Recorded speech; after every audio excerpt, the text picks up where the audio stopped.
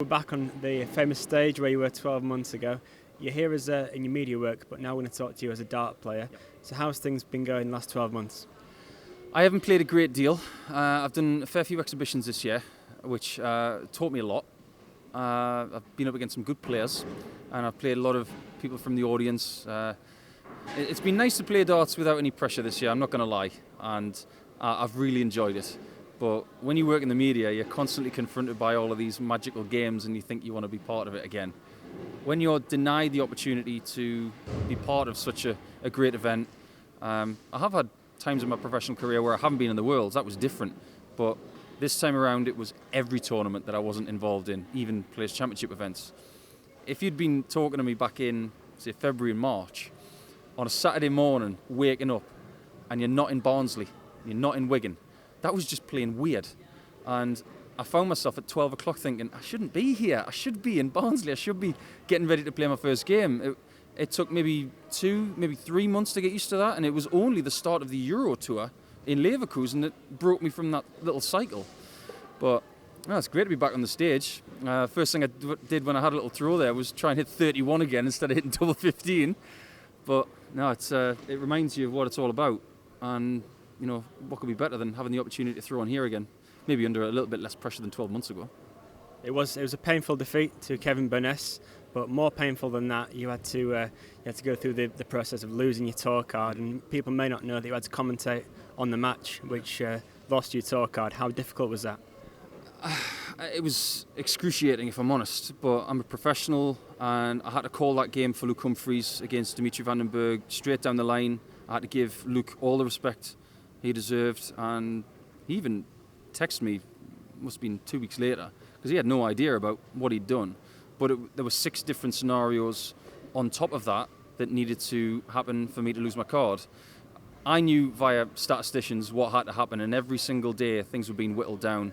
But to be in the commentary box for that game, I thought, well, this is destiny.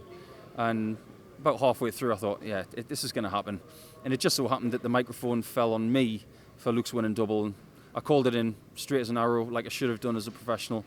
And the best compliment I've ever had from a commentating point of view was David Croft, who said, I have no idea how you did that. And he called me a fabulous professional. And I was, that cheered me up a little bit, because I do think I'm pretty good at my job.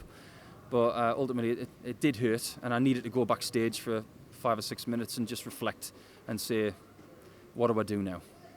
At the conclusion of last year's World Championship, you said if you could sign a contract now to play at Q School next year, so this January, then you would sign it. Is that still the case? I've done my profile, which has been submitted to the tournament director. I had a chat with him about a week ago, so that's been okayed. Now it's just up to my manager to pay the entry fee and get myself in there. So it's done, it's dusted. I will be at Q School.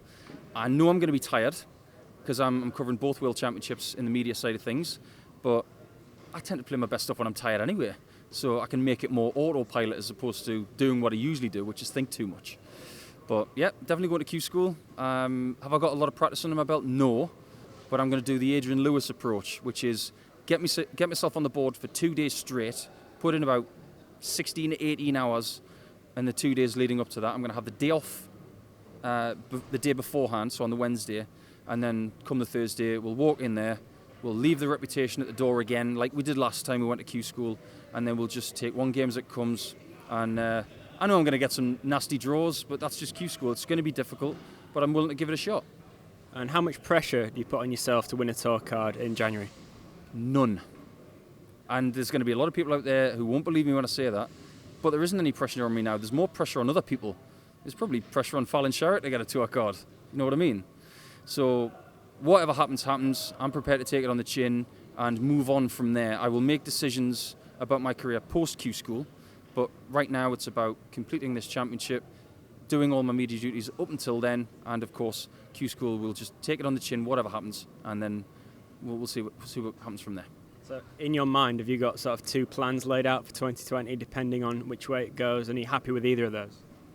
If I haven't got a tour card, I won't be happy, but I'll be willing to accept it. I think the older I get and the wiser I get, I think life is about accepting what happens and not dwelling on things too much, because I must have cried in this arena easily 10 times, That's a lot of pain.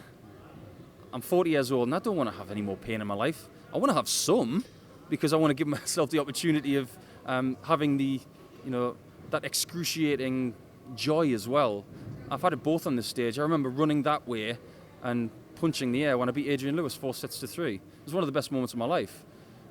They far outweigh the pain, but there's more pain in darts than there is ecstasy when you win. That's the price we pay. It's sacrifice. I still want more of that. I still think I've got something to give, but there's a lot of hard work ahead. You say you've still got something to give. What do you think that is specifically, and what do you think, to have good times on the stage again, what do you think that would, how would that manifest itself? Maybe a bit of a change. I am not going to be representing Australia going forward. I haven't told anybody that, apart from Graham Fairhurst, the tournament director, because I haven't renewed my passport. There's no point in me doing that. Do I get the credit I deserve for what I did for Australian darts? I get it from some people. I get it from Rob Denny, Chief Executive of Dart Players Australia. I get it from Kevin Berlin, the chairman. Don't get it from anywhere else. Whenever Australian darts is mentioned, it's Kyle, it's Simon, it's all the other guys, and rightly so. But I had something to do with the revolution in Australian darts, and I think the time for me is to step aside and let those guys take the baton. But for me personally, I think changes in how people perceive me. Hopefully that's different with what I've done in the media, but I've got to cultivate not a new alter ego, but I've got to try and find my inner asset again, because it's been sorely lacking for the last few years. I've almost become timid, and if I do grace the stage once more, then I've got to find the aggression again. Thank you very much, Paul.